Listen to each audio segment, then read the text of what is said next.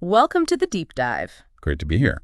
We're doing something a little bit special today. Thanks to our partnership with Bald and Bonkers Network LLC, we get early access to their new releases. That's right, and we've got our hands on Sunset of the Gunslinger by Dutch Marston, before it's even out. Exactly. So our mission today is to really unpack the plot of this book for you. We'll be pulling out the key insights, the important bits from the source material you've given us. It's a good chance for you to get the inside track on a story before everyone else. Definitely.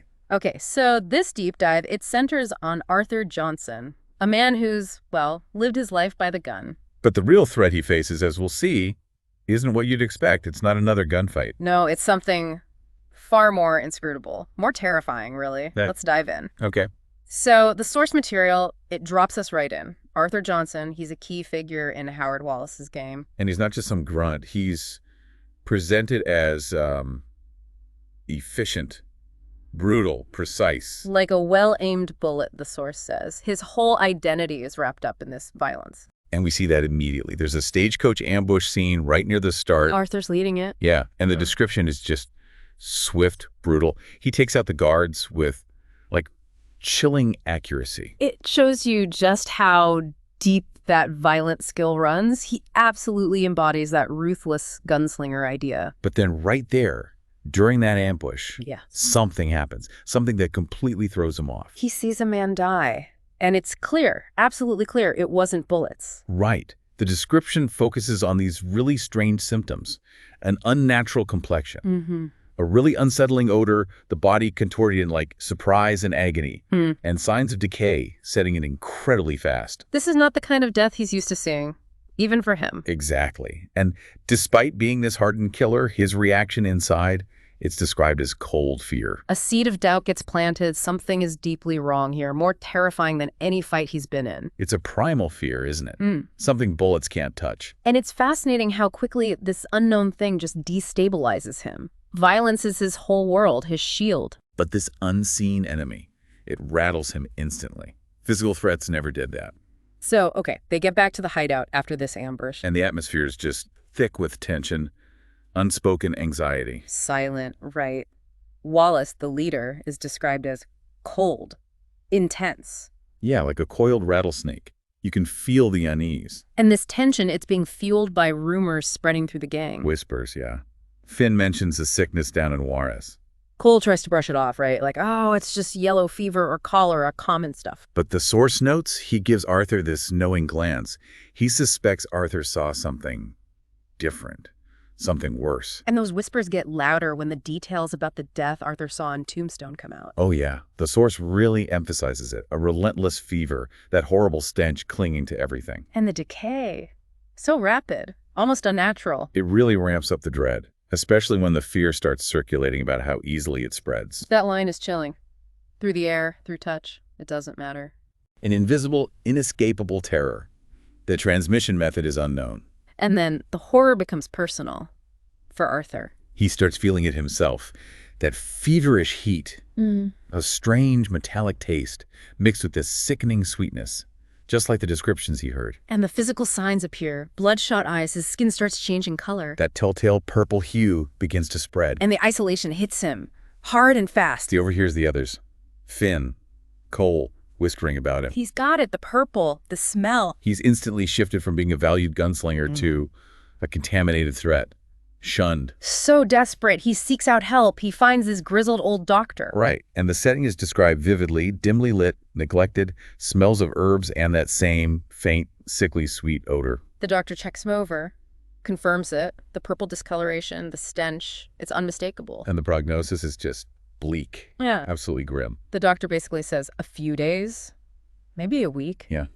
Even strongmen go down fast. The implication is stark. Your options are what? Go off alone to die, or end it quickly yourself. There's no cure, no treatment the doctor can offer. But that diagnosis, it's a breaking point, but not in the way you might expect. Arthur doesn't surrender. No, the source describes this refusal to accept it. A fire burning brighter than the fever. A fierce resolve. He has to find a cure. Survival is his absolute instinct. Meanwhile, the gang's reaction just makes things worse. Total isolation. They start rationing his food, his whiskey. Won't help him at all. They treat him like he's radioactive.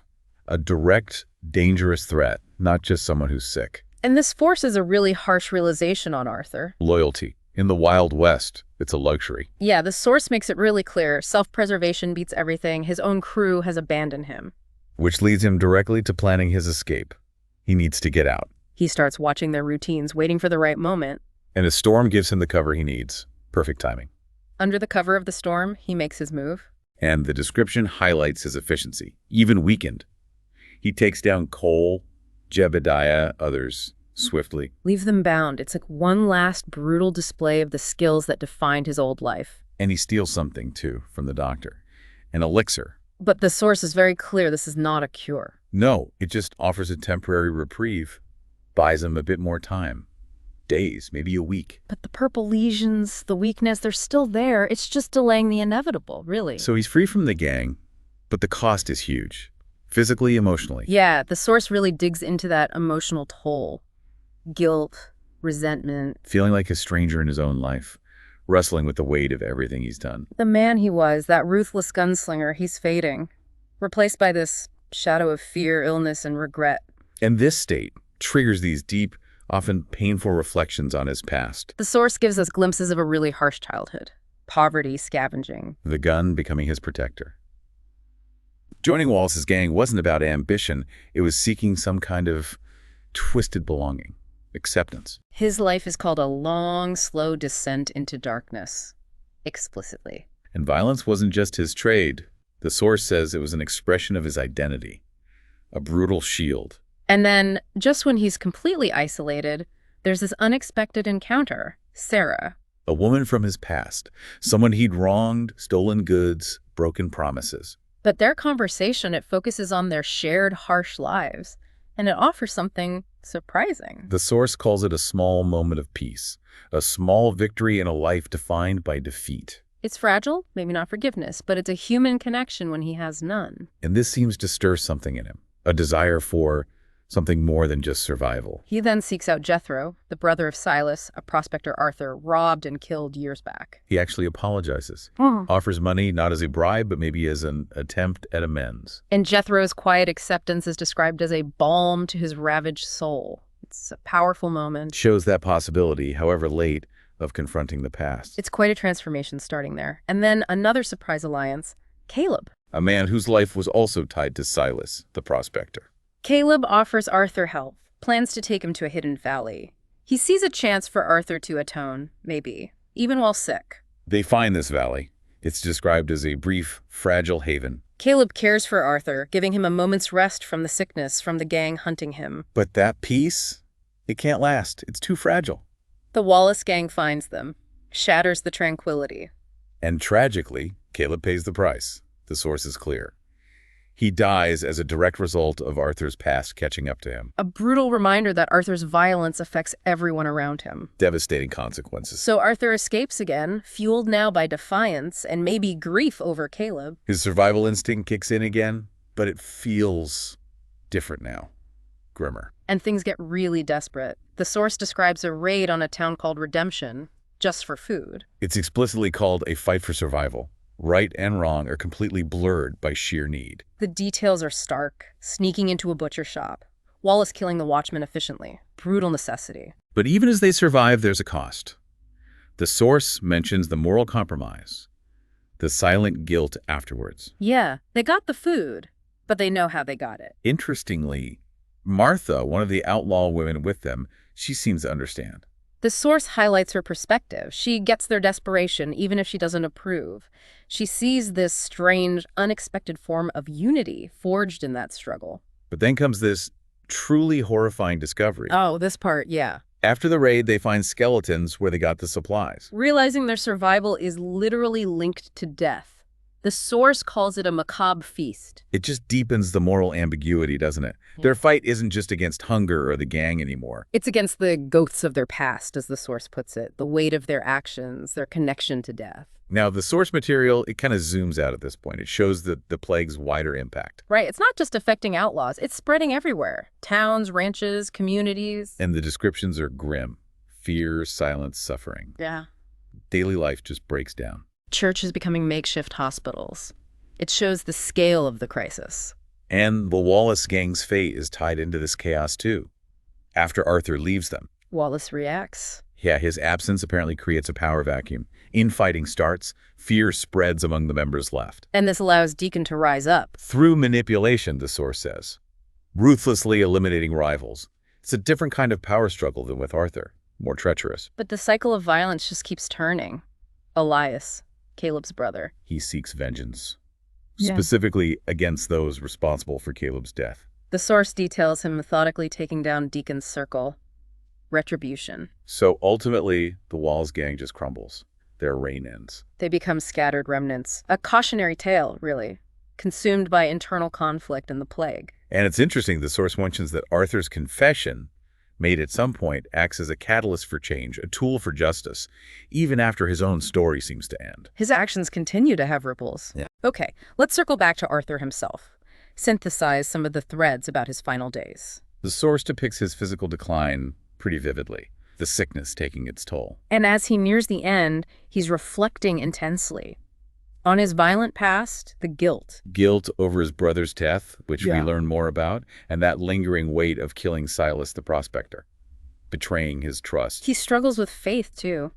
The possibility, or maybe the impossibility, of redemption. The landscape around him feels like this harsh, silent judge. But there are these quiet moments, too.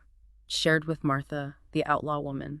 A shared understanding, maybe, of the irreversible consequences of their choices. And amidst all the pain, the source highlights him finding a strange form of peace, an acceptance of mortality. In this narrative thread, his end is less about struggle and more about resignation, finding some internal quiet. Now, we should mention the source material isn't entirely consistent here. There are different passages about his end. Right. Some hint at more violent ends, confrontations perhaps, or just succumbing violently to the sickness. But others, especially later in the book, really emphasize this journey towards quiet acceptance. It's a prominent theme in those sections. Yes, that theme of finding peace, despite everything, is definitely strong in parts of the narrative describing his final state. And in one account, Jedediah, Silas the prospector's son, finds him and buries him. Which is incredibly poignant, bringing a kind of closure to one of Arthur's deepest regrets. So looking at his legacy, it's complicated, to say the least. His violence cast a long shadow, as the source says,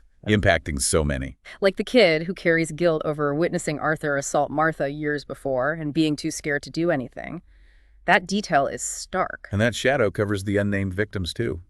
The child's unmarked grave mentioned. It symbolizes the huge indiscriminate toll of both the violence and the plague. But then the narrative takes another turn in these later chapters. It shifts to rebuilding. Yeah, signs of renewal in communities after the plague and the gang's fall. Despite everything, resilience emerges. Survivors band together, makeshift alliances, families reuniting, community spirit rekindles. And the source specifically highlights women taking crucial leadership roles in establishing order. Healing isn't just physical, it's sharing stories, rituals, music, celebrating small victories. And here's where it gets, well, narratively complex again. The source includes descriptions, confusingly placed maybe, that show Arthur playing a role in this rebuilding. Right. Finding unexpected purpose. Peace, even. Helping others, sharing knowledge, offering a steady hand. It's such a stark contrast to his earlier life. These passages depict him contributing positively, helping people heal. A counterpoint to the violence that defined him for so long. It's a remarkable, if potentially confusing, depiction of transformation. And the source introduces another figure here, Silas the preacher, different from the prospector. He offers guidance, focused on forgiveness, resilience. Exactly. And he influences Arthur's path in these later accounts, reinforcing the idea of redemption through community. There's also his relationship with Caleb, a young boy he meets in this period. Caleb trusts him, and Arthur finds purpose teaching him about a life beyond violence, finding hope there. But this fragile peace is tested. Strangers arrive, other survivors. Challenges the community's resources, their trust, stirs up old fears. In these later chapters, Arthur's final state is often framed as finding peace before death. The illness becomes a catalyst, strangely enough, for this profound late transformation. His legacy in this telling is built on kindness, redemption, the whispers of the future drowning out the past. Yeah, there's a beautiful line about the scars on the land becoming a map towards healing, finding hope in the aftermath. So, wrapping this up, what does this deep dive into Sunset of the Gunslinger really show us? We've journeyed through Arthur Johnson's incredibly complex life, ruthless killer to, well, something much more complicated. Grappling with mortality, consequences, and maybe finding peace. It paints a vivid picture of the brutal West, the terror of the plague, and that messy, difficult path towards reckoning, towards fragile redemption. We see violence breeding violence, definitely. But also resilience, compassion, community emerging from devastation. It's powerful. Arthur's story, from this early look, it's not your simple cowboy tale at all. No. It's a raw look at the human spirit under immense pressure, the weight of the past. And the unexpected, sometimes contradictory places where peace and purpose might be found. Which leaves a question for you listening.